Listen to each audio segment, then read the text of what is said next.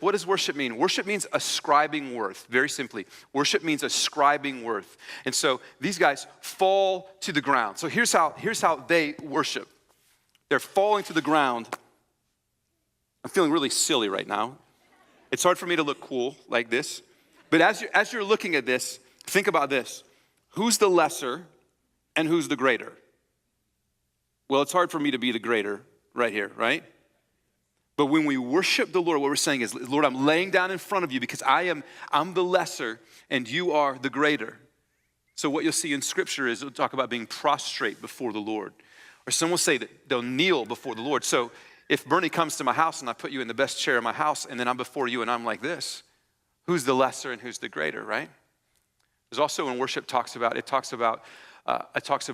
kissing as if kissing a hand or kissing the feet. I'm not going to kiss your feet. That'd be kind of, you're welcome.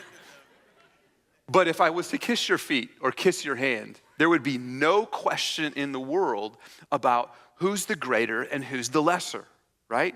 Because Bernie's going to be one, he's going to be elevated. I'm going to elevate him by my actions. So when we worship, what we do is say, God, you're the greater and I'm the lesser. But what we often do is we're like, oh, Jesus, man, on the throne. What's happening, bro?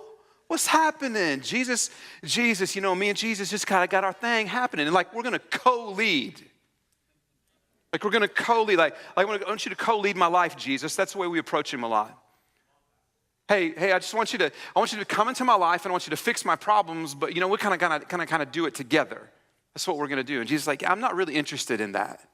It's a question of who you're going to worship. Now, when it comes to God, there's a bit of a tension that we live in, that God is this holy other that we are supposed to be in awe of and that we're supposed to fear and have great reverence for.